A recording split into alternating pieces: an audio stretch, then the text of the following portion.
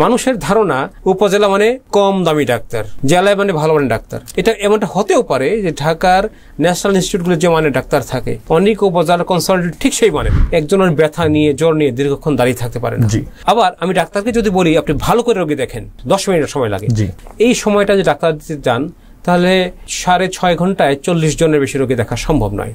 কিন্তু উপজেলায় আমরা দেখি একজন ডাক্তার, মেডিকেল অফিসার 150 জন রোগী দেখছেন, 150। আমাদের দেশে স্বাস্থ্য শিক্ষার জন্য, মেডিকেল শিক্ষার জন্য আর প্রতিষ্ঠান প্রয়োজন নেই। এখনই জেলা পর্যায়ে কমপক্ষে 1000 বেড, 1000 বেডের জেলা সদর হসপিটাল হয়ে যাওয়া উচিত। উপজেলা পর্যায়ে 100, কোথাও কোথাও কোথাও তার চেয়ে বেশি।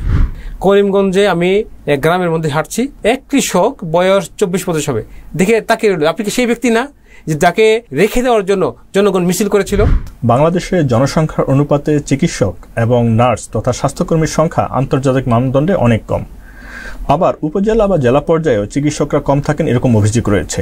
আজকে আমাদের আলোচনার বিষয় উপজেলা পর্যায়ে স্বাস্থ্য ব্যবস্থা। আপনাদের সাথে আছি আমি ডাক্তার AKM জিয়াউল হক, সহকারী অধ্যাপক, ভাস্কুলার সার্জারি বিভাগ, ইবনে সিনা মেডিকেল কলেজ।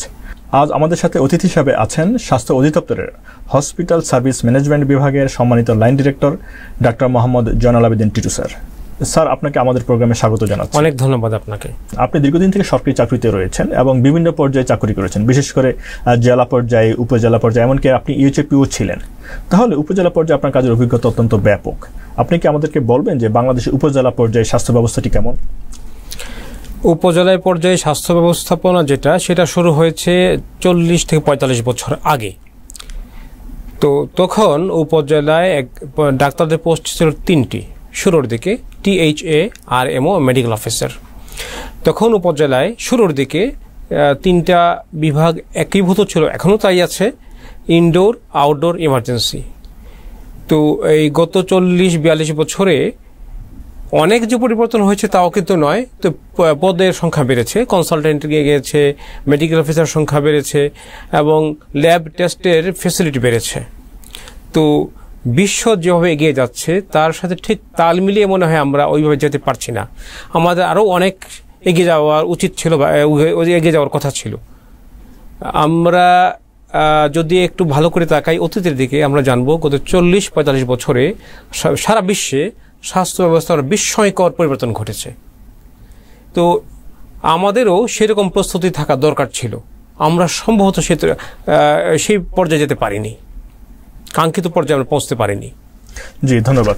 আমরা জানি উপজেলা পর্যায়ে বেশ কয়েক ধরনের স্বাস্থ্য ব্যবস্থা রয়েছে, যেমন কমিউনিটি ক্লিনিক, ইউনিয়ন পর্যায়ে রয়েছে উপস্বাস্থ্য কেন্দ্র, এছাড়া রয়েছে উপজেলা স্বাস্থ্য কমপ্লেক্স, এছাড়া রয়েছে ফ্যামিলি প্ল্যানিং বিভাগ।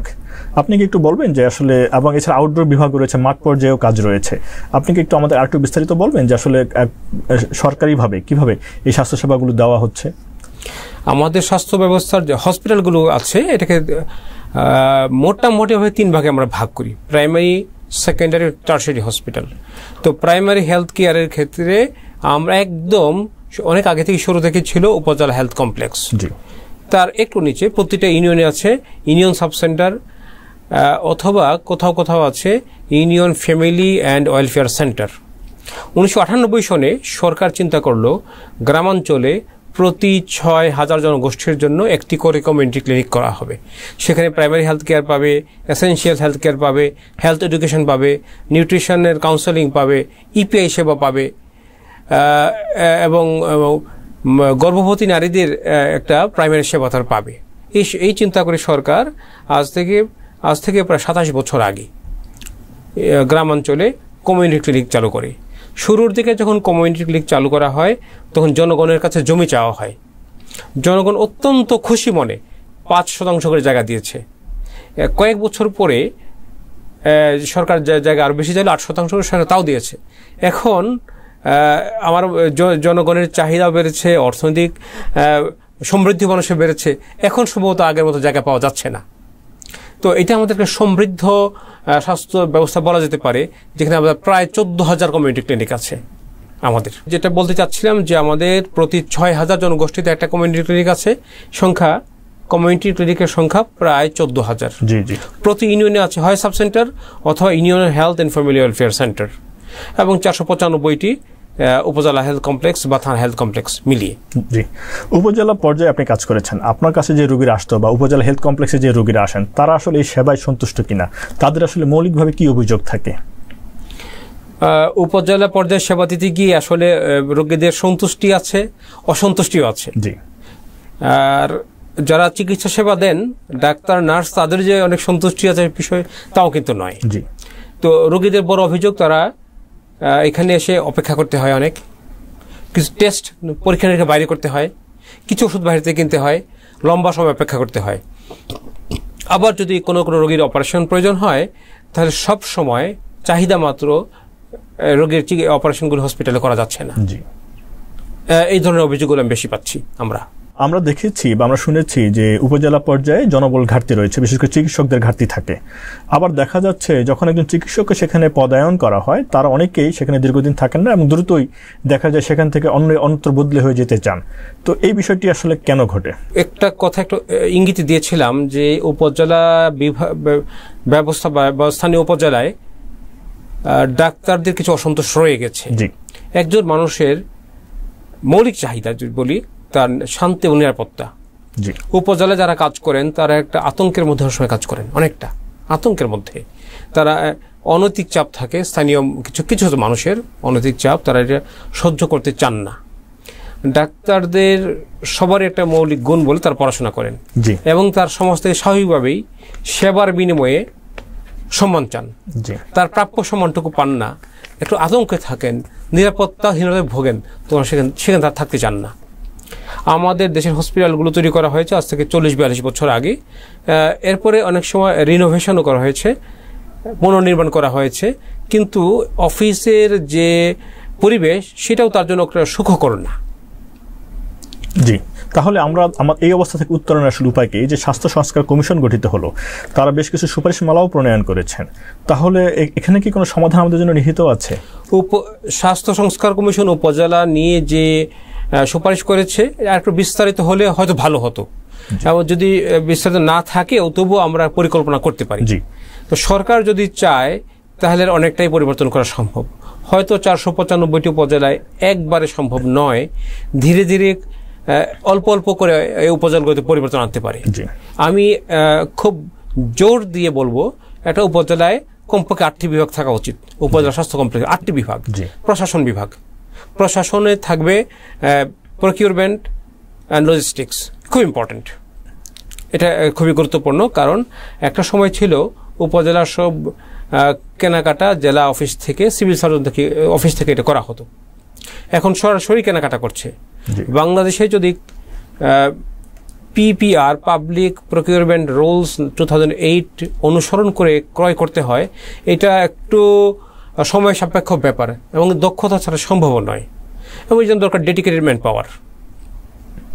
আচ্ছা, তা এছাড়া সেবা দেওয়ার জন্য, সরাসরি জনগণকে সেবা দেওয়ার জন্য আমি মনে করি আরও 7টি বিভাগ থাকা উচিত সম্পূর্ণভাবে। সেটা হলো অন্তঃবিভাগ, জরুরি বিভাগ, বহির্বিভাগ, ল্যাব অ্যান্ড রেডিওলজি বিভাগ, public health service, forensic medicine, এটা খুব ইম্পর্টেন্ট। এবং আরেকটা বিভাগ থাকাই উচিত যেটা হলো রিহ্যাবিলিটেশন অ্যান্ড সোশ্যাল ওয়েলফেয়ার বিভাগ। এটা আমি এটা বাড়তির কথা বলছি না, বিলাসিতাও না, এটা এই সময় আমাদের যোগের প্রয়োজন। তো এইভাবে যদি ভাগ করা হয় তাহলে সেবা দিলে, যদি সেবা দেওয়া হয়, যারা সেবা দেন তারাও যেমন আনন্দ পাবেন, স্বচ্ছন্দ বোধ করবেন, যারা সেবা নেন তারাও বেশ স্বচ্ছন্দ বোধ করবেন। হয়তো প্রশ্ন করতে পারেন কেন এতগুলো ভাগ প্রয়োজন, কেন? একজন মানুষ যদি অন্তত মনোযোগের সাথে একই কাজ করে দক্ষতা অর্জন করে এবং সে কাজটা করতে পারেন, তো কাজ সুন্দরভাবে সুচারুভাবে করা যায়। হিউম্যান বিইং কিন্তু মাল্টিটাস্ক ভালো করে করতে পারে না। একটা কাজ যখন করলো, হয়তো একজন ডাক্তার বসে জরুরি বিভাগে রোগী দেখছেন, হঠাৎ করে তাকে ফোন করা হলো যে আপনি আসেন, এই বাইরে 6 মাইল দূরে যেতে হবে মেডিকেল টিম নিয়ে, তিনি এটা পারবেন না, তার পক্ষে সম্ভব নয়। একজন ডাক্তার জরুরি বহির্বিভাগে কাজ করছেন, তাকে যদি বলা হয় এক্ষুনি আসেন, প্রকিউরমেন্টের এই কাজটা করতে হবে, তাহলে কাজের ছন্দপতন ঘটে। যদি কাজগুলোকে এভাবে ভাগ করা যায় তাহলে যেমন সুন্দর সুচারুভাবে কাজ করা যাবে, জনগণ ভালো সেবা পাবে আমি মনে করছি। জি, ধন্যবাদ। আপনি বলছিলেন যে উপজেলা পর্যায়ে 8টি বিভাগ থাকা দরকার কাজের সুবিধার জন্য, কাজগুলো ভাগ করে নেওয়া প্রয়োজন। আচ্ছা, আমাদের যে বিষয়গুলো বললেন আপনি, কিন্তু আমরা দেখছি যে সেখানে আমাদের যে ল্যাব রয়েছে, পরীক্ষাগার রয়েছে, সেখানে আমরা সকল ইনভেস্টিগেশন করাতে পারছি না, কিংবা যখন ওষুধ দেওয়া হচ্ছে তখন সকল ওষুধ দেওয়া যাচ্ছে না, জনবলের ঘাটতিগুলো রয়েছে। এই জায়গাগুলো আসলে সমাধান কোথায়? আচ্ছা, প্রথমে যে কোনো সমস্যার সমাধান করার জন্য প্রয়োজন সবার আগে চাহিদা নিরূপণ, চাহিদা যাচাই। সব উপজেলার চাহিদা একরকম হবে না। সাধারণত যে উপজেলার অবস্থান হাওড়ে, তার সাথে সাভার উপজেলার এসে একরকম হবে না। হাওড়ে যে এলাকাটা অবস্থিত সেখানে নৌকাডুবি বেশি হবে, সাপের কামড় বেশি হবে, মানুষের হসপিটালে পৌঁছতে সময় লাগবে বেশি, ওই এলাকার স্বভাব চরিত্র আলাদা। সাভারে আবার রোড অ্যাক্সিডেন্ট বেশি হবে, বা সাভার ভালুকায়। তো আমি মনে করছি এক এক এলাকার চরিত্র যাচাই করে অবস্থান বুঝে সে চাহিদা নিরূপণ করা উচিত। সে এলাকায় কতজন মানুষ আছে, এই কতজন মানুষের জন্য আউটডোরে কতজন ডাক্তার বসবেন, ইনডোরে কয়টা বেড থাকবে, জরুরি বিভাগে কী কী ব্যবস্থা থাকবে, সেরকম একটা পরিকল্পনা যদি করা হয় এবং সরকার যদি খুব দ্রুত সেই পরিকল্পনা বাস্তবায়ন করেন, তাহলে সমস্যার সমাধান সম্ভব। জি, যে আমাদের গ্রামাঞ্চলে যে রোগীরা রয়েছেন তারা আসলে দূরবর্তী যে জায়গাটি রয়েছে, অর্থাৎ উপজেলা স্বাস্থ্য কমপ্লেক্স কিংবা ইউনিয়ন স্বাস্থ্য কেন্দ্র, তারা অনেকে এটাকে কষ্ট মনে করছেন। তারা বাড়ির পাশেই যে পল্লী চিকিৎসক রয়েছেন বা অচিকিৎসক রয়েছেন বা ওষুধের দোকান যে ফার্মেসি রয়েছেন, যারা নিজেদেরকে ডাক্তার পরিচয় দেয়, তাদের কাছে গিয়েই চিকিৎসা নেন। আবার দেখা গেছে যে এখানে যখন চিকিৎসায় ভালো হয় না, তখন তারা আর উপজেলা স্বাস্থ্য কমপ্লেক্সে আসেন না, তারা চলে যাচ্ছেন ঢাকায় কিংবা বিভাগীয় শহরে বড় হসপিটালগুলোতে, অর্থাৎ তার অটো রেফারেল হয়ে যাচ্ছে। তো এই জায়গাগুলো আসলে কেন হচ্ছে, বা এই জায়গায় আসলে কি করণীয় আছে? মানুষের একটা মৌলিক চাহিদা হলো, যখন কোনো কাজ করতে চায় দুইটা জিনিস সে বিবেচনা করে, টাইম এন্ড কস্ট। জি, টাইম। যদি বাড়ির কাছে ফার্মেসি থেকে ওষুধটা আনতে পারে, হয়তো 10 বা 15 মিনিটে কাজ সারা হয়ে যায়। জি, এবং তার যাতায়াত খরচটা হয় না, একজন ডাক্তারকে পে করতে হয় না, ফার্মেসিতে গেলে ডাক্তারের পেমেন্টটা প্রয়োজন হয় না। এই সাধারণ টাইম এবং কস্ট সেভ করার জন্য, দুইটা সেভ করার জন্য ফার্মেসিতে যায়। 2 নম্বর হলো তার ধারণা যে গ্রামের লোক, ফার্মেসির যে ওষুধ বিক্রেতা তিনি যখন পরিচিত, এবং পরিচিত মানুষ নিশ্চয়ই খারাপ ওষুধ দেবে না, সে একটা চিন্তা করে যায়। আরেকটা কারণ হলো, আমাদের দেশে প্রায় 60-70 বছর ঐতিহ্য হলো ফার্মেসি থেকে ওষুধ নিয়ে নেওয়া। গিয়ে বলে পেট ব্যথার ওষুধ দেন, মাথা ব্যথার ওষুধ দেন, কিন্তু একটা রোগের চিকিৎসা করার জন্য proper history taking, proper clinical examination, proper diagnosis করে যে ওষুধ দেওয়াটা, এইটা সেই দক্ষতা এবং জ্ঞান কিন্তু ফার্মেসি লোকদের নেই। ওষুধ দেওয়ার একটা গুরুত্বপূর্ণ ব্যাপার হলো, যে ওষুধটা দেয়া হচ্ছে তার অ্যাডভার্স ইফেক্টটা কি হবে সেটা খুব ভালো করে নলেজে রাখা, জানা। অ্যান্টিমাইক্রোবিয়াল রেজিস্ট্যান্সটা আজকাল খুব আমাদের ভাবেই চলছে, এই নলেজগুলো কিন্তু গ্রামের ফার্মেসির লোকদের নেই। তো মানুষ মনে করছে তার টাইম সেভ হচ্ছে এবং তার কস্ট কমে যাচ্ছে, সবসময় তা হচ্ছেও না। এটা একটা ভুল ধারণা, তারা ভুল ধারণা থেকে যায়। আর মানুষের ধারণা হলো যে গ্রামের পল্লী চিকিৎসকের চিকিৎসা যেরকম, সম্ভবত উপজেলা চিকিৎসা সেরকম। বিষয়টা সত্য নয়, কারণ উপজেলা হেলথ কমপ্লেক্সে যে চিকিৎসক চিকিৎসা সেবা দেন তিনি কিন্তু একাডেমিক্যালি ফিট পারসন, একাডেমিক্যালি পড়াশোনা করে আসা মানুষ, এবং তার ইন্টার্নশিপ ট্রেনিং করা। এছাড়াও যদি সরকারি চাকরি পেতে কারো অনেক বেশি সময় লাগে, এই সময়টা তিনি পড়াশোনা করেন, ট্রেনিং করেন, আরো দক্ষ হয়ে ওঠেন। সেখানে মেডিকেল অফিসার পেশায় কনসালটেন্টরাও তো থাকেন। হ্যাঁ, রাইট। এই বিষয়টা মানুষের জানা থাকে না। মানুষের ধারণা উপজেলা মানে কম দামি ডাক্তার, জেলায় মানে ভালো মানের ডাক্তার। এটা এমনটা হতেও পারে যে ঢাকার ন্যাশনাল ইনস্টিটিউটগুলো যে মানের ডাক্তার থাকে, অনেক উপজেলা কনসালটেন্ট ঠিক সেই মানের, কখনো ভালো থাকতে পারেন, এই ধারণা মানুষের নেই। আমরা বলছিলাম যে আমাদের রোগীরা যাচ্ছেন অপচিকিৎসকদের কাছে বা অচিকিৎসক যারা রয়েছেন বা ফার্মেসিতে পল্লী চিকিৎসকদের কাছে। এই জায়গাটা আসলে চিকিৎসকদের কি করণীয় আছে, বা রোগীদের সচেতনতা বৃদ্ধির জন্য আমরা আসলে কি করতে পারি? চিকিৎসকদের যেটা করণীয় আছে, ঠিক চিকিৎসক আমি বলবো না, আমাদের হেলথ অ্যাসিস্ট্যান্ট যারা আছে এবং সিএইচসিপি যারা আছে, তারা যদি মানুষকে একটু মোটিভেট করে তাহলে হয়তো হসপিটাল যাবে। কিন্তু হসপিটাল যাওয়ার পর যে চিত্র তারা দেখে রোগীরা, সম্ভবত তারা খুব একটা উৎসাহ বোধ করে না। সেগুলো বেশ লম্বা সিরিয়াল। আমি একটা সিরিয়াল দেখলাম কয়েক জেলা হসপিটালগুলোতে, যে অবস্থা নিজ চোখে দেখা, সেটা হলো ডাক্তারের রুমের যে সিরিয়াল, সেখানে সোজা আসে, আবার উপরে যায় বাংলা দয়ের মতন, বাংলা দোয়ার মতো সিরিয়ালটা, একজনের ব্যথা নিয়ে জ্বর নিয়ে দীর্ঘক্ষণ দাঁড়িয়ে থাকতে পারে না। তো আবার আমি ডাক্তারকে যদি বলি আপনি ভালো করে রোগী দেখেন, কম করে হলে 10 মিনিটের সময় লাগে। প্রপার হিস্ট্রি টেকিং, তার ক্লিনিক্যাল এক্সামিনেশন, তার ডিফারেন্সিয়াল ডায়াগনোসিস দিয়ে ভাবা, তাকে হয় ওষুধ দেওয়া হবে অথবা কিছু ইনভেস্টিগেশন দেওয়া, সেটা বুঝিয়ে বলা। এই সময়টা যে ডাক্তার দিতে যান তাহলে 6.5 ঘন্টায় 40 জনের বেশি রোগী দেখা সম্ভব নয়, 30 থেকে 40 জন রোগী দেখা সম্ভব। কিন্তু উপজেলায় আমরা দেখি একজন ডাক্তার মেডিকেল অফিসার 150 জন রোগী দেখছেন, 150। তো এতে মানুষও সন্তুষ্ট হয়, আর যে ডাক্তার চিকিৎসা দিচ্ছেন তিনিও যে খুব তৃপ্তি পাচ্ছেন সেটা হচ্ছে না। তো এটা সমাধান যেটা হতে পারে যে স্লট ভাগ করে দেওয়া। যেমন একজন মানুষ যখন টিকিট কিনবে তখন আজকাল আপনি দেখবেন পাসপোর্টে যখন সিরিয়াল দেওয়া হয়, তার 10টা থেকে 10:20 আপনার, 10:20 থেকে 10:30 অন্যজনের, স্লট ভাগ করে দেওয়া হয়।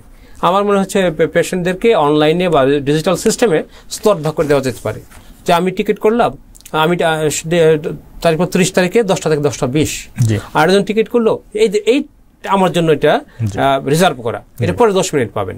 এটা যদি করা হয়, প্রয়োজনীয় ডাক্তার দেওয়া হয়, তাহলে নিঃসন্দেহে মানুষ উপকার পাবে, ডাক্তাররা চিকিৎসা দিয়েও তৃপ্তি পাবেন এবং সঠিক চিকিৎসা হবে। আমরা দেখেছি যে সরকারি হসপিটালের পাশাপাশি বেসরকারি অনেক হাসপাতাল সেখানে রয়েছে, ক্লিনিক রয়েছে। অনেক সময় আমরা দেখেছি উপজেলা পর্যায়ে বিভিন্ন হসপিটাল থেকে যে পরীক্ষাগুলো করা হয় সেগুলো উন্নত জায়গায় গেলে, অর্থাৎ ঢাকায় বা বড় হসপিটাল অনেকে গ্রহণ করতে চান না। আপনার অভিজ্ঞতা কি বলে? বাংলাদেশের যে প্রাইভেট পর্যায়ে যেটি রয়েছে, উপজেলা পর্যায়ে যে হাসপাতালগুলো রয়েছে বা ক্লিনিকগুলো রয়েছে, সেগুলোর মান কেমন, বা সেগুলোর মান উন্নয়ন করতে গেলে আসলে কি করার প্রয়োজন? যদি খুব ভালো ল্যাব সার্ভিস দিতে হয়, দক্ষ মেডিকেল টেকনোলজিস্টের প্রয়োজন, ল্যাবরেটরির প্রয়োজন, এবং প্রয়োজন ভালো কনসালটেন্ট। আমাদের দেশে ল্যাবের বা প্যাথোলজি, মাইক্রোবায়োলজি, ভাইরোলজি, বায়োকেমিস্ট্রির ভালো কনসালটেন্ট জেলা লেভেলে নেই, উপজেলা তো নেই, জেলা লেভেলে নেই। জেলায় যদি দেওয়া হয় তাহলে এখন বাংলাদেশে সব এত ডাক্তার বিশেষজ্ঞ চিকিৎসক খুঁজে পাওয়া যাবে না।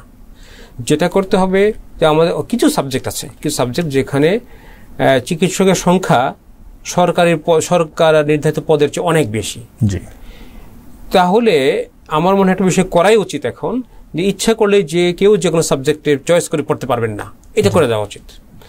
সরকারের চাহিদা অনুযায়ী, জনগণের চাহিদা অনুযায়ী ভাগ করে দেওয়া, যে আপনি ইচ্ছা করে ওই সাবজেক্ট যেতে পারেন, যদি ওই সাবজেক্ট পড়তে চান তাহলে পড়তে পারেন, অন্যথায় আপনি জেনারেল ফিজিশিয়ান হয়ে থাকেন।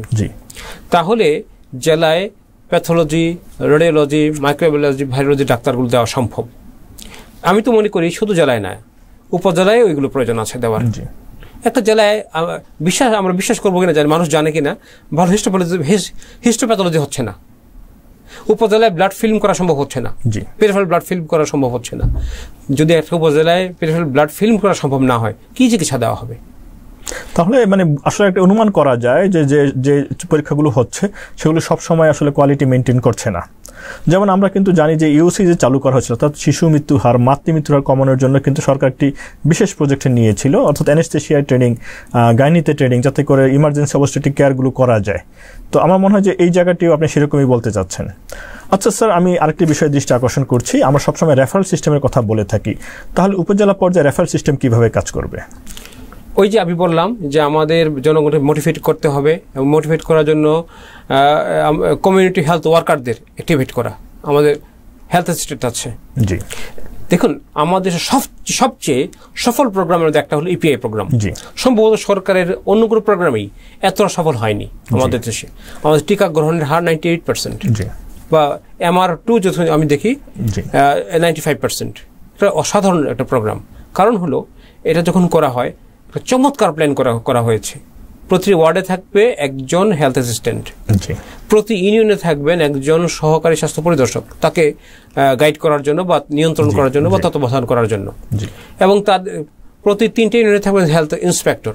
ওই যে ল্যাডারটা আমাদের থাকে, বা মইয়ের মতো ল্যাডার, এই সিস্টেম যদি চালু করা যায় স্বাস্থ্য সেবাদানের বা আমি কিউরেটিভ ট্রিটমেন্টের ক্ষেত্রে, তাহলে কিন্তু এই ধরনের সেবা দেওয়া সম্ভব। তাহলে আপনি যেটি বলছেন, যে প্রথমে যেটি বলেছিলেন যে প্রাইমারি, সেকেন্ডারি এবং টারশিয়ারি, কাজে ধাপে ধাপে আমাদের রেফারেল সিস্টেমটা চালু করা যেতে পারে, উপজেলা থেকে জেলা কিংবা জেলা থেকে টারশিয়ারি লেভেলে যেতে পারে। অ্যাপেন্ডিসাইটিস করার জন্য ঢাকা মেডিকেল যাওয়ার প্রয়োজন নেই। You are right. আপনি শুনলে তো খুশি হবেন, বেশ ভালো উদাহরণ কিছু আছে। নীলফামারীর ডোমার উপজেলায় একজন মেইল গাইনোকোলজিস্ট, পুরুষ গাইনোকোলজিস্ট, তিনি সেইখানে বসে হিস্টেরেক্টমি করেছেন, প্রায় করে উপজেলা পর্যায়ে। অবশ্য সরকার যে সেই জন্য তাকে চাপও দিয়েছে সেটাও না, অত্যন্ত নিজস্ব উদ্দীপনায় আগ্রহে উৎসাহে তিনি সেই কাজটা করেছেন। আসলে উপজেলা পর্যায়ে সরকারিভাবে তো এই পদগুলো রয়েছে, গাইনি আছেন, অ্যানেস্থেশিয়ার পোস্ট রয়েছে, কাজেই এই দুজনেই যদি থাকেন তাহলে তো সেই অপারেশনটি করাই যায়। আমি একটু আগের কথাটা কন্টিনিউ করি। কিছুদিন আগে কুমিল্লার দাউদকান্দি উপজেলায় আমি জেনেছি সে একজন সার্জারি কনসালটেন্ট আছেন, তিনি উপজেলায় ল্যাপারোস্কোপি কোলেসিস্টমি করেছেন তার নিজস্ব আগ্রহে। অবশ্য মেশিন ভাড়া নিয়ে 3,000-4,000 টাকা ভাড়া লেগেছে। সেই অপারেশন যদি করার জন্য ঢাকায় আসতে হতো, তাহলে খরচ হতো 70,000 টাকা, 60-70,000 টাকা। অথবা সরকারি হসপিটালে যদি ফ্রিও করতে হতো তাকে 1 থেকে 1.5 মাস বিছানা শুয়ে অপেক্ষা করতে হতো। তাকে তো আত্মীয়স্বজন নিয়ে আবার ঢাকায় এসে থাকতেও হয়, এটাও একটা খরচ আছে। তো ওই আমি 2টা উদাহরণ আপনাকে দিলাম, নীলফামারীর ডোমার উপজেলার হিস্টেরেক্টমির উপরে উদাহরণ, এবং একটা উদাহরণ দিলাম কুমিল্লার দাউদকান্দি উপজেলায় ল্যাপারোস্কোপি কোলেসিস্টেক্টমি। যে ডাক্তাররা নিজস্ব উৎসাহী কাজটা করেছেন তাদের উৎসাহ সবার মধ্যে ছড়িয়ে দেওয়া যায়। এই কাজগুলো অ্যাপেন্ডিসেক্টমি, হিস্টেরেক্টমি, তারপরে কোলেসিস্টেক্টমি, ল্যাপারোস্কোপিক হোক, এই অপারেশনগুলো কিন্তু উপজেলায় করা সম্ভব। স্যার, আপনি কি আমাদেরকে সফলতা উপজেলা পর্যায়ে স্বাস্থ্য সেক্টরে সফলতার কিছু গল্প বলবেন? উপজেলা পর্যায়ে স্বাস্থ্য সেক্টরে সফলতার একটা প্রিভেন্টিভ তো আমি বলতেই পারি। প্রিভেন্টিভ যেখানে আমাদের ইপিআই অত্যন্ত সফল প্রোগ্রাম। ইপিআই সরকার কোভিডের কালীন সময়ে সিদ্ধান্ত নিয়েছিল 1 দিনে 1 কোটি মানুষকে ভ্যাকসিন দেওয়া হবে। শুধুমাত্র স্বাস্থ্য বিভাগ তার নিজস্ব জনবল দিয়ে 1 দিনে 1 কোটি ভ্যাকসিন দিয়ে প্রমাণ করে দেখিয়েছে। এটা একটা অসাধারণ সাফল্যের গল্প আমি বলতে চাই। এবং এখন দেখেন কোনো দেশে কোভিড বাড়লেও আমাদের দেশে সেটা আশঙ্কাজনকভাবে বাড়েনি, এখনো বাড়েনি। এইটা একটা গল্প। আর কোনো উপজেলায় আমি জানি যে সেখানে অনলাইন সিস্টেম চালু হয়েছে, পেশেন্টের চিকিৎসা করা হয় কম্পিউটারের ডাটাবেজে, ডাটা নিয়ে করা হয়, সেখানে খুব ভালো ট্রিটমেন্ট পাচ্ছে মানুষ। উপজেলা পর্যায়ে চ্যালেঞ্জগুলো কি কি রয়েছে স্বাস্থ্যসেবা প্রদানের ক্ষেত্রে? চ্যালেঞ্জটার আমি একটু উত্তরটা ঘুরিয়ে একটু দিতে চাচ্ছি। ঘুরিয়ে যে উত্তর দিতে চাই, শুধু উপজেলায় তো না, যে কোনো জায়গায় স্বাস্থ্যসেবা দেওয়ার ক্ষেত্রে কয়েকটা অত্যাবশ্যক জিনিস আছে। স্পেস লাগবে, জায়গা লাগবে চিকিৎসা দেওয়ার জন্য, জায়গা। 2 নম্বর হলো সে দক্ষ জনবল লাগবে। 3 নম্বর প্রয়োজন ইনস্ট্রুমেন্ট প্রয়োজন। 4 নম্বর বাজেট প্রয়োজন। এবং 5 নম্বর হলো ক্রয় করার দক্ষতা। সরকার যে বাজেট দেবেন সেটা ক্রয় করার বা খরচ করার দক্ষতা লাগবে। তো আমি তো মনে করছি সবগুলোতে ঘাটতি আছে। আমি আপনি চ্যালেঞ্জ শব্দ না বলে আমি বলবো এগুলো প্রয়োজন, এই কথা বলতে চাই। যদি সরকার মনে করে যে আমি সবগুলো উপজেলায় পারবো না, তাহলে এক জেলায় একটা উপজেলা ধরে ধরে পাইলট প্রোগ্রাম হিসেবে করতে পারে যে এই এলাকার 70% মানুষকে আমি চিকিৎসা দিব। আমার দেশে প্রায় 70 থেকে 75% মানুষ সরকারি চিকিৎসার মুখাপেক্ষী, কিন্তু বাস্তব হলো 2/3, 3 ভাগের 2 ভাগ মানুষ প্রাইভেট চিকিৎসা নিচ্ছে, 3 ভাগের 1 ভাগ চিকিৎসা নিচ্ছে সরকারি চিকিৎসা। এটা উল্টে ফেলা যায় একটু প্ল্যান করলেই। জি, ধন্যবাদ। প্রতিটি উপজেলা হেলথ কমপ্লেক্সে জরুরি বিভাগ রয়েছে।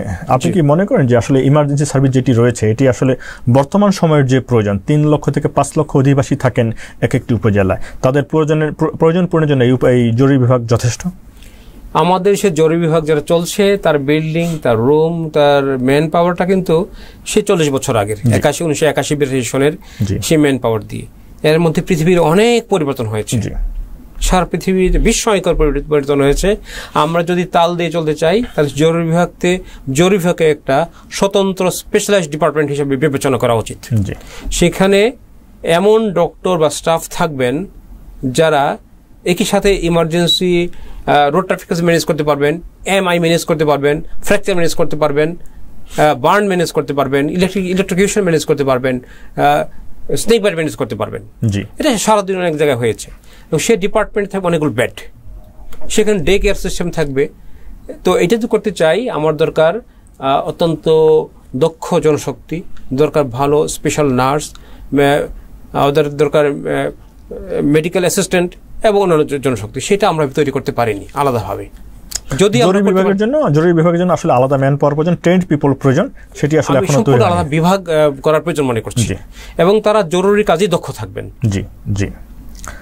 আসলে আমরা দেখেছি যে জরুরি বিভাগে যে রোগীরা আসেন কখনো কখনো ব্রড ডেড অর্থাৎ মৃতপ্রায় রোগী বা মৃত রোগী নিয়ে আসা হয় কিংবা খুব সংকটাপন্ন রোগী নিয়ে আসা হয় এবং তখন সেখানে বেশ কিছু সিনারিও তৈরি হয়।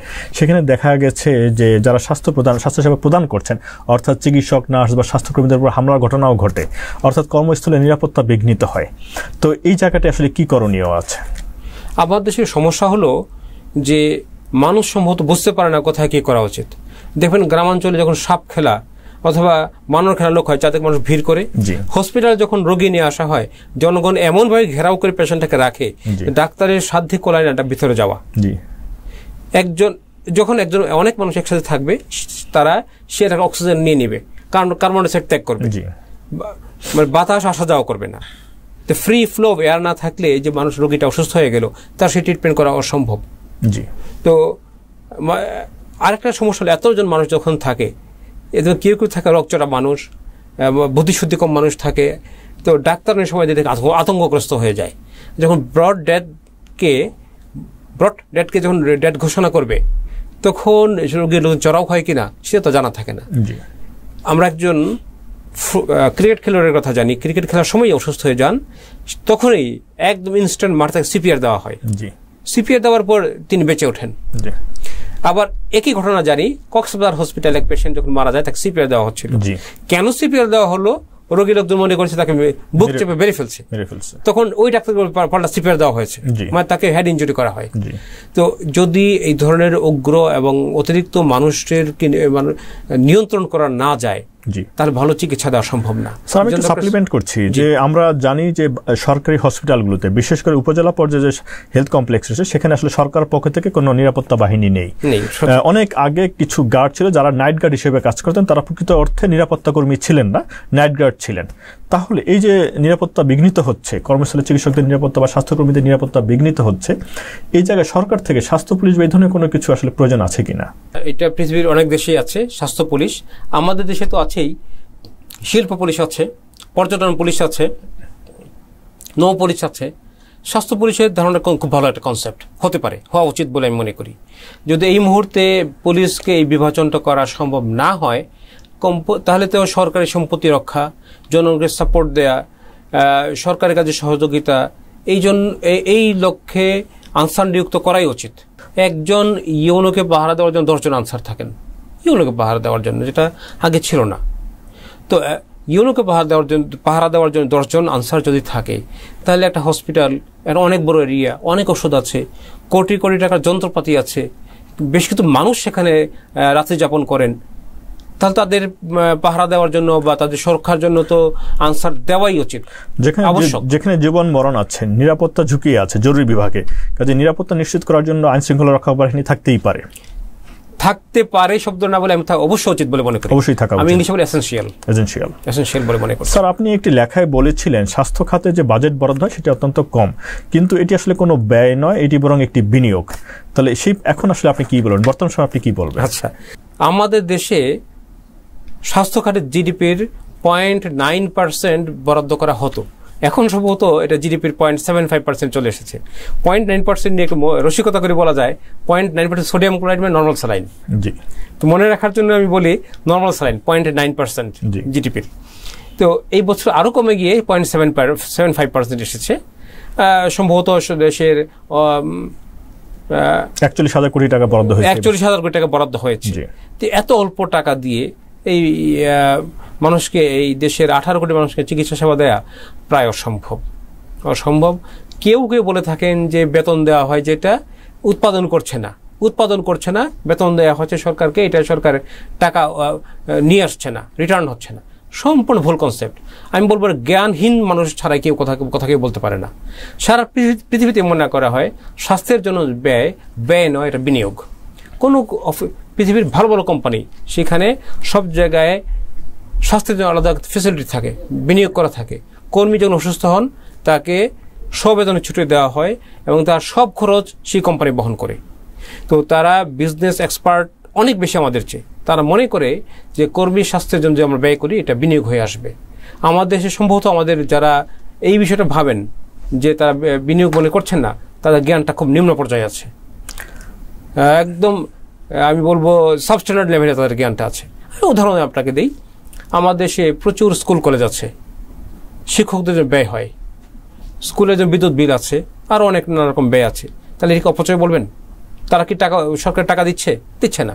স্কুল কলেজ, ডাক বিভাগ, আমাদের দেশে পুলিশ আছে, স্বরাষ্ট্র মন্ত্রণালয় আছে পুলিশ, তাদের আন্ডারে পুলিশ। সাধারণত পুলিশ কোনো টাকা সরকার দেয় না, আর্ন করে না, তাকে আর্ন করে না।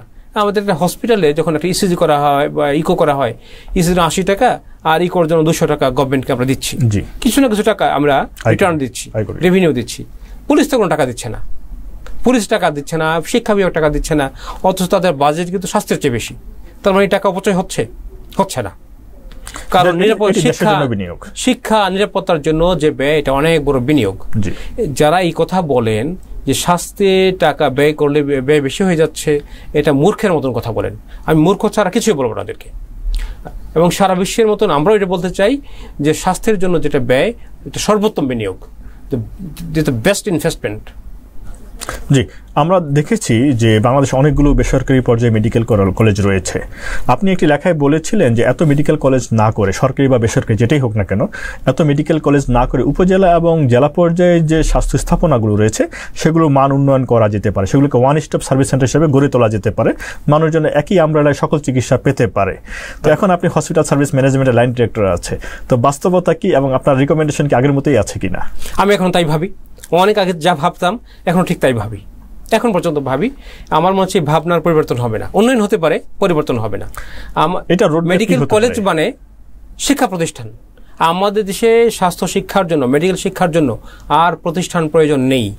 4 বিভাগে 4টি মেডিকেল ইউনিভার্সিটি আছে, 37টি সরকারি মেডিকেল কলেজ, প্রায় 77টি প্রাইভেট মেডিকেল কলেজ। এতগুলো তো প্রয়োজন নেই, আর কমানো প্রয়োজন এখন মানসম্পন্ন চিকিৎসা দেওয়ার জন্য। মেডিকেল কলেজের কাজ শুধু শিক্ষা দেওয়া নয়, প্রশিক্ষণ দেওয়া বটে। তো আর জনগণের চাহিদা স্বাস্থ্য সেবা পাওয়া, জনগণের স্বাস্থ্য সেবা পাওয়াই যদি মূল লক্ষ্য হয়ে থাকে, সেই ক্ষেত্রে মেডিকেল কলেজ আর নতুন করে করার প্রয়োজন নেই। এখন দরকার সার্ভিস সেন্টার, তার মানে সার্ভিস হসপিটাল। আমি এখন মনে করছি এখনই জেলা পর্যায়ে কমপক্ষে 1000 বেড, 1000 বেডের জেলা সদর হসপিটাল হয়ে যাওয়া উচিত। উপজেলা পর্যায়ে 100 অথবা কোথাও কোথাও তার চেয়ে বেশি। উপজেলা পর্যায়ে যদি সার্জারি, গাইনির বেসিক অপারেশনগুলো হয়, অর্থোপেডিক্স অপারেশনগুলো হয়, ক্যাটারেক্ট অপারেশন হয়, টনসিলেক্টমি হয়, তাহলে দেখুন জেলা সদর হসপিটাল চাপ অনেক কমে যাবে। একজন মানুষ যদি জেলায় রোগী হিসেবে যায়, তাহলে তাকে যেতে হয়, সাথে 4 জন লোক যায়, থাকা খাওয়ার খরচ। এর চেয়ে উপজেলায় যদি একজন মানুষ এই সেবাগুলো পায়, বেসিক অপারেশনগুলো হয়ে যায়, তাহলে মানুষের জন্য আর্থিক সাশ্রয় হবে। ঠিক তেমনি আমি মনে করি স্বাস্থ্য ব্যবস্থার উন্নয়ন হবে। যে আপনি বলেছিলেন যে বাংলাদেশের উপজেলা পর্যায়ে স্বাস্থ্য কমপ্লেক্সের যে ধারণাটি, এটি প্রায় 40 বছরের বেশি সময় ধরে চলছে। তো আপনি কি মনে করেন বর্তমান বাস্তবতায় পরিবর্তন হওয়া প্রয়োজন, বা পরিবর্তন হলে কোন কোন সেক্টর আসলে পরিবর্তন হওয়া প্রয়োজন বলে মনে করেন? খুব ভালো প্রশ্ন করেছেন, এটা আসলেই গুরুত্বপূর্ণ প্রশ্ন। উপজেলা যে লেভেল আছে, এটাকে আমরা এখন প্রাইমারি হেলথ কেয়ার এবং সেকেন্ডারি হেলথ কেয়ারের কাছাকাছি আমরা নিয়ে যাওয়া প্রয়োজন বলে মনে করছি। প্রয়োজন বলে কম হয়ে যায়, অত্যাবশ্যক হয়ে গেছে নিয়ে যাওয়াটা। কারণ একজন মানুষের জন্য অসুস্থ হয়, সবসময় তার আত্মীয় স্বজন নাও থাকতে পারে, তার চিকিৎসার জন্য অনেক বেশি টাকা পয়সা নাও থাকতে পারে, তার চিকিৎসা বাড়িতেই হয়ে যায়, বাড়ির পাশে হসপিটালে, তার মানুষের আর্থিক সাশ্রয় হয়, কর্মঘণ্টা সাশ্রয় হয়।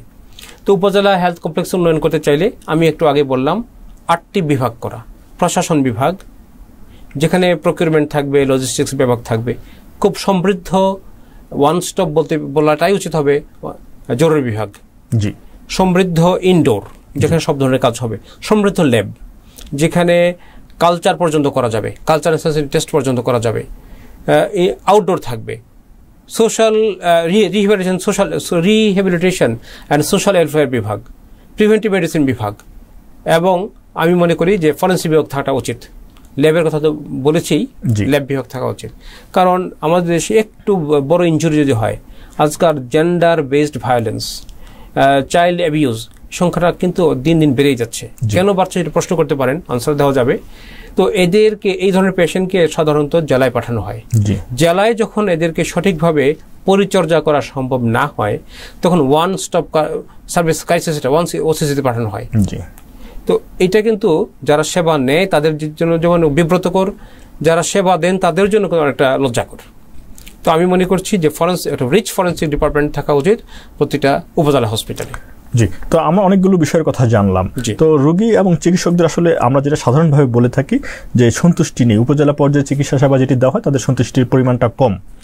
আপনি যেগুলো বলেন এর অতিরিক্ত কি আর কিছু করার প্রয়োজন আছে রোগী বা চিকিৎসকদের সন্তুষ্টি বৃদ্ধির জন্য? আচ্ছা, প্রয়োজন আছে বলেই আমি মনে করছি। এইটা সমস্যাটা যেমন চিকিৎসকদের, কিছুটা রোগীদের আমি বলি জাতীয় সমস্যা। জি, আমাদের দেশের মানুষ একটু অস্থির প্রবণ।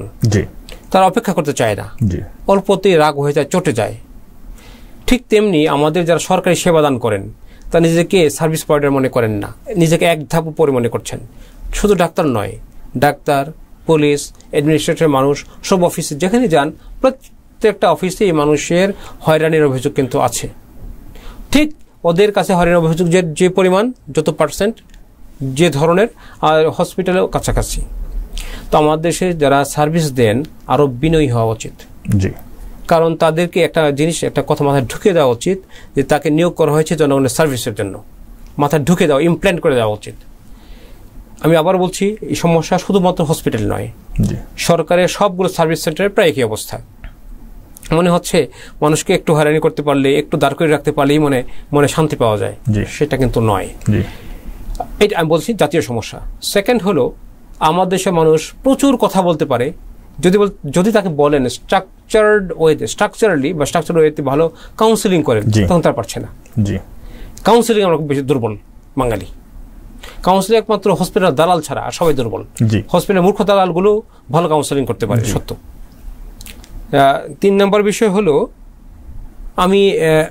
আমরা মেডিকেল বইগুলো যখন পড়ি, ক্লিনিক্যাল মেথডগুলো পড়ি, শুরুর দিকে একদম লেখা আছে এমপ্যাথি, নিজের মধ্যে এমপ্যাথি কোয়ালিটি গ্রো করো। কয়েকদিন আগে আমি নেটে সার্চ করছিলাম গুড হিউম্যান কোয়ালিটি কি কি, সবার উপরে একদম নাম্বার 1 লেখা আছে এমপ্যাথি, কাইন্ডনেস, ইন্টিগ্রিটি। যে এমপ্যাথি, কাইন্ডনেস, ইন্টিগ্রিটি, এই জিনিসগুলো আমাদের সমাজে কেউ শেখায় না, না পরিবারে, না সমাজে, না রাষ্ট্রে, না মিডিয়াতে, না শিক্ষা প্রতিষ্ঠানে, কোথাও শেখানো হয় না। আমার মনে হচ্ছে এই শিক্ষাগুলো আমাদের এখন নতুন করে শিক্ষা প্রতিষ্ঠানে শেখানো এবং প্রশিক্ষণ দেওয়া উচিত। স্যার, আমার প্রোগ্রাম একেবারে শেষ পর্যায়ে। সাধারণভাবে একটি কমন কথা প্রচলিত আছে আমাদের দেশে যে বাংলাদেশে রোগীদের অধিকার নিশ্চিত করা হয় না। তাহলে রোগীদের অধিকার নিশ্চিত করার জন্য আসলে কি করণীয় আছে, বা এই জায়গাটা কি অবস্থায় আছে বাংলাদেশে? বাংলাদেশে রোগীর যেমন অধিকার এবং ডাক্তার চিকিৎসক অধিকার আছে, আমার মনে হচ্ছে রোগী এবং চিকিৎসক কেউ কার অধিকারটা ভালো করে পড়েননি। রোগীর যেটা অধিকার, চিকিৎসকের দায়িত্ব। চিকিৎসকের দায়িত্ব 2 রকম, একটা হলো দায়িত্ব লেখা আছে, কি কি দায়িত্ব, জব ডেসক্রিপশন লেখা আছে। আরেকটা বিষয় আছে, আমার দেশে যারা প্রেসিডেন্ট হন এবং বিচারক হন, তার শপথ করে এই পদে যেতে হয়। আমাদের পেশা, ডাক্তারদের পেশা, সেটা শপথ করে যেতে হয়। কিন্তু শপথ করার পরপরই সম্ভবত তারা ভুলে যান। ডিমেনশিয়া হতে কিনা জানি না। এই একটা গান আছে না, জীবন প্রভাত বেলায় যে শপথ করেছিল আমি, সেই শপথ যেন মনে রেখে পথ চলে দিবা যামি। তো শপথ ভুলে যাওয়াটা কিন্তু খুব খারাপ গুণ। মাঝে মাঝে মানুষের শপথটা পরে নেওয়া উচিত। নিজের শপথ যেটা হিপোক্রেটিক বলি, ওথ বলি, বা জেনেভা ওথ বলি, 13টা পয়েন্ট মাঝামাঝি পড়া উচিত। যদি পয়েন্টগুলো পড়ে এবং আত্মোন্নয়নের চেষ্টা করে তাহলে সম্ভব। জি, ধন্যবাদ।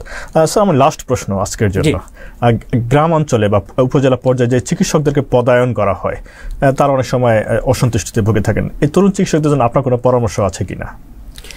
আচ্ছা, এটা অত্যন্ত উত্তম পরামর্শ। আমি আপনার প্রশ্ন পেয়ে বরং খুশি হয়েছি। প্রথম কথা হলো যে তাকে জানতেই হবে দেশটা আমার, মানতেই হবে দেশটা আবার।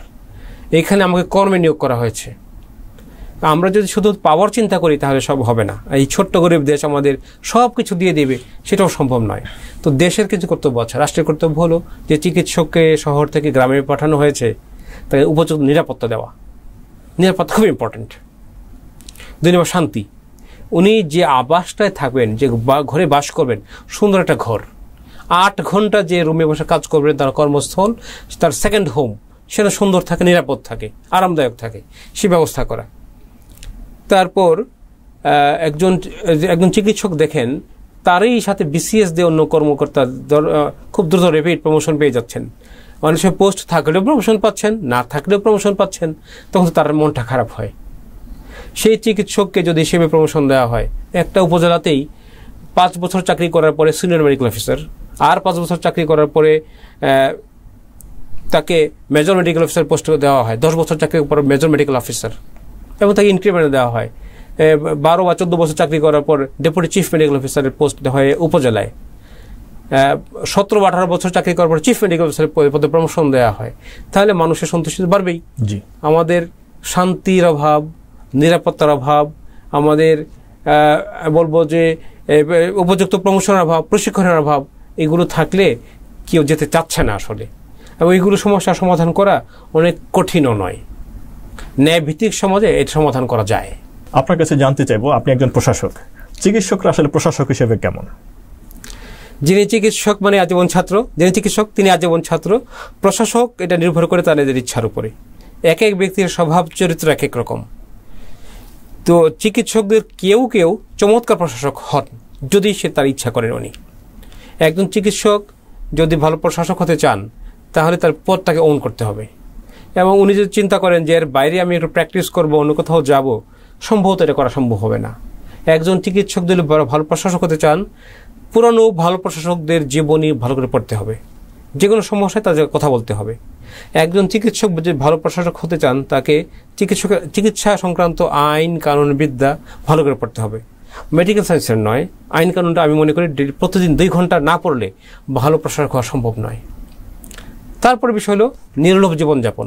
আমার যে বেতন এটুকু পেয়ে সন্তুষ্ট থাকলে ভালো প্রশাসক হওয়া সম্ভব। যদি আরও বিষয় বলি যে সরকারের আদেশ বাস্তবায়ন করার ক্ষেত্রে ন্যায়পন্থা অবলম্বন করা এবং কোন নিন্দুকের নিন্দার ভয় না করা, এটা যদি করা হয় তাহলে চিকিৎসক নিঃসন্দেহে খুব ভালো প্রশাসক হতে পারবেন। Medical administration is a technical administration. এটা সাধারণ অ্যাডমিনিস্ট্রেটরদের সম্ভব নয়। আমরা দেখলাম যখন মেডিকেল অ্যাডমিনিস্ট্রেশনে বিজনেস অ্যাডমিনিস্ট্রেশন লোকজন চলে আসলো, এসে পদটা দখল করলো, তখন সত্যিই এটা সার্ভিস তো হয়ে বিজনেস হয়ে গেল। এই চিকিৎসা করাটা সেবা না হয়ে ব্যবসা হয়ে গেল। যদি মেডিকেল অ্যাডমিনিস্ট্রেটর সেখানে অ্যাডমিনিস্ট্রেশন চালনা করেন, আমি মনে করছি সেটা আর ব্যবসা হবে না, আবার সেবায় ফিরে যাবে। জি স্যার, আপনি উপজেলা পর্যায়ে কাজ করেছেন, বিভিন্ন প্রান্তিক লেভেলে প্রান্তিক জনগোষ্ঠীর সাথে কাজ করেছেন। কোনো উল্লেখযোগ্য স্মৃতি আছে কিনা যেটা আপনি আমাদের সাথে শেয়ার করতে চাইবেন? ছোট ছোট অনেকগুলো স্মৃতি আছে, অনেকগুলো স্মৃতি। আমি যখন ইউএচপি হয়ে গেলাম উপজেলায়, তখন আমি মনে করলাম যে আমি সত্যি সার্ভিস দিতে এসেছি। আমি কখন অফিসে আসি, কখন অফিসে যাই, অফিসের ভিতরে কি করি, জনগণের জানার অধিকার আছে। জি, তখন আমি আমার অফিসের সামনের গ্লাসটা একদম ক্লিয়ার করে দিলাম, একদম পরিচ্ছন্ন গ্লাস, অনেক দূর থেকে দেখা যায়, ট্রান্সপারেন্ট গ্লাস, অনেক দূর থেকে দেখা যায়। ডান থেকে একটা জানালা ছিল, সেটা খুলে দিলাম, জি, যেন মানুষ দেখে বুঝতে পারে আমি কি করছি। জি, তো আমি যেখানে কাজ করতাম সে উপজেলার সাংবাদিকদের বললাম যে আমার ব্যাপারে আপনার প্রশ্ন থাকতে পারে, আছে কিনা জানি না, আপনারা কাজ করেন, আপনার পরিচিত পেশেন্ট আমাকে পাঠান রোগী হিসেবে, আমি ট্রিটমেন্ট করব। কিন্তু আপনি যাকে পাঠাবেন আপনি চিনবেন, আমি বুঝতে পারবো না। আপনি দেখেন যে আমার সম্বন্ধে রিমার্ক কেমন করে, মন্তব্য কেমন করে। তো মাস 2 পরে তাকে প্রশ্ন করলাম, উনি কোনো নেগেটিভ কথা বলেননি যে আমার আচরণে বা তোমার ট্রিটমেন্টে করে খারাপ কিছু হয়েছে। এটা একটা আমার ভালো অভিজ্ঞতা। একবার এক রোগী আসলো, আমি তখন অফিস টাইমের পরে অফিস করতাম। একবার এক রোগী আসলো আমার এখানে, রোগীর লোক এসে বললো যে স্যার উপরে রোগীটা ভর্তি, ওয়ার্ডে ভর্তি, আমি তো কিছু বুঝতে পারছি না। ফাইল নিয়ে আসলো, আমি খুব ঠান্ডা মাথায় রোগী বুঝিয়ে দিলাম। রোগীর যে অ্যাটেন্ডেন্ট ছিল আমি ধারণা করলাম উচ্চশিক্ষিত মানুষ হবে, বুঝিয়ে দিলাম। লোকটা কতটুকু বুঝতো আমি জানি না। 2 দিন পরে আমাকে ধন্যবাদ দিয়ে রোগী নিয়ে চলে গেল। কয়েকদিন পরে এই ভদ্রলোককে দেখি এক সিএনজির সামনে দাঁড়ানো, স্যার আবার সিএনজিতে ওঠেন। তার মানে ওই লোক ছিল কিন্তু সিএনজি ড্রাইভার। কিন্তু আমি এত চমৎকারভাবে কথা বললাম, সে কয়েক বছর ভক্ত হয়ে রইল। সে প্রায় ফোন করতো, স্যার আমার সিএনজিটা আসেন। মানে আমি তার সিএনজি উঠলেই তিনি যেন ধন্য হয়ে যাবেন। আমি প্রথমে কাজ করেছি শ্রীমঙ্গল উপজেলায়, তারপরে কাজ করেছি করিমগঞ্জ উপজেলায়। করিমগঞ্জে আমি হাওড়ের উপজেলা, এটা হাওড় উপজেলা, এক গ্রামের মধ্যে হাঁটছি। এক কৃষক বয়স 24-25 হবে, দেখে তাকে, আপনি কি সেই ব্যক্তি না যে যাকে রেখে দেওয়ার জন্য জনগণ মিছিল করেছিল, যাকে সে এলাকায় রেখে দেওয়ার জন্য জনগণ মানব, সেই ব্যক্তি না? আমি তুমি কেমনে জানো? বলে পত্রিকায় দেখেছি।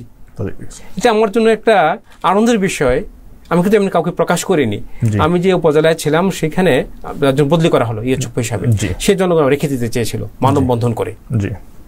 সাংবাদিকরা অনেকেই মানববন্ধন করলো, দাবি জানালো, কিন্তু শেষ পর্যন্ত আমাকে বদলি হতেই হলো, সরকারি নির্দেশনা হতেই হলো। কিন্তু অনেক দূরে 150 বা 200 মাইল দূরে একটা হাওড়ের কৃষক পত্রিকা নিউজ দেখে সেখানে আমার ছবি দেখে আমাকে চিনতে পেরেছে, এটা আমার জন্য একটা ভালো লাগার কাজ করেছে। সাধারণভাবে এরকমটি দেখা যায় না, বিশেষ করে অনেকের ব্যাপারে অভিযোগ থাকে, বিশেষ করে সেবা পাওয়ার ক্ষেত্রে। কিন্তু যখন একজন চিকিৎসকের ব্যাপারে যখন মানুষ আন্দোলন করে তাকে রেখে দিতে চায়, একজন চিকিৎসক হিসেবে প্রাপ্তিটি কিন্তু আসলে অনেক বড়। নিঃসন্দেহে আমি মনে করতাম আমার অফিস হল দ্বিতীয় মসজিদ, প্রতিটা উত্তম কথায় সদকা। জি। আর মানুষের সাথে উত্তম আচরণ করা সেটা ওয়াজিব, সহিষ্ণুতা প্রদর্শন করা ওয়াজিব, ন্যায় পথ অবলম্বন করা ফরজ। আমি ইসলামের শিক্ষাগুলো কাজে লাগাতাম। আমাকে কেউ শিখিয়ে দিয়েছে সেটাও না, আমি আসলে আমার ধর্মের যে শিক্ষা ছিল, ইসলামের শিক্ষা যেটা, এই দুই তিনটা শিক্ষাই আমি প্রয়োগ করতাম। তো প্রয়োগ করতাম, এর আমি আখিরাতে কি ফল পাবো আল্লাহই ভালো জানেন। তো পৃথিবীতে মানুষের ভালোবাসা পেয়েছে অনেক, সেটা অনেক অনেক মূল্যবান। স্যার, আপনি বলছিলেন যে আপনার জন্য মানববন্ধন করা হয়েছে, লোকজন আন্দোলন করছিল, তো আপনি কি বলবেন আসলে স্পেসিফিকলি যে সেখানে আসলে আপনি কি করেছিলেন, সেখানে আসলে আমাদের জন্য শিক্ষণীয় বিষয় থাকতে পারে? অনেকগুলো বিষয় আছে, এটা পালন করা একটা কঠিন বটে। জি, সত্যিই কঠিন। এটা কঠিন হওয়ার কারণে আমি এই কথা বলতে চাই না যে আমাকে অনুসরণ করেন, এটা বলতে চাই না। প্রথমে অল্পে তোষ্টি, যেটুকু আমার ইনকাম হবে তাতে আমি সন্তুষ্ট থাকবো। দ্বিতীয় হলো সততা। আমি একটা সিঙ্গেল পয়সা সরকার থেকে নিব না কোনোদিন, না আমি ভুয়া টেবিল করে নিব অথবা অন্য কোনোভাবে একটা ভুয়া পয়সা নেব না। তারপরে আত্মমর্যাদা বোধ, যখন তখন যেখানে সেখানে আমি যাব না।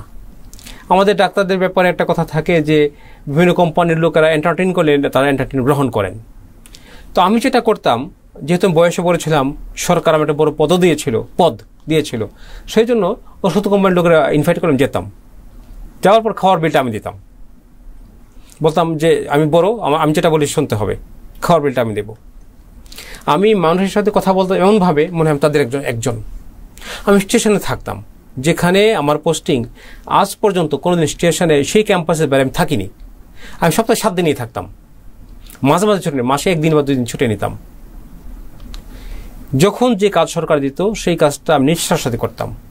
যখন যে প্রশিক্ষণে অংশগ্রহণ করতে বলা হতো সেই প্রশিক্ষণে অংশগ্রহণ করতাম। কর্মচারীদের যে পাওনা থাকে, তাদের পাওনা উত্তম আচরণ, উত্তম পরিচালনা, তাদের ভ্রমণ ভাতা বিনা ক্লেশে দিয়ে দেওয়া, আমি সেটা দিয়ে দিতাম বিনা ক্লেশে। চাওয়ার মাত্রই যার যা পাওনা, সঠিক পাওনা হয় আমি দিয়ে দিতাম। আর খুব বেশি কিছু না, এগুলোই। আর সময় পেলে পড়তাম, আইন কানুন পড়তাম, যে ভ্রমণ করতাম সেটা লিখতাম, মানুষের সাথে মিশতাম। এটা ছিল আমার নিজস্ব আচরণীয় বিষয়।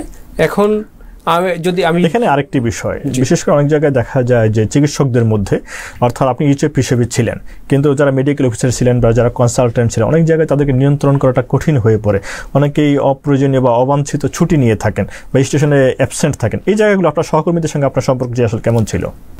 ভালো মন্দ মানুষ সব জায়গায় থাকে, আমি মোটিভেট করতাম থাকার জন্য, নিজে আনতাম। আমি বলতাম যে আমাকে অনুসরণ করো, অথবা আমাকে অনুসরণ না করো, সরকার আইন মানতে হবে।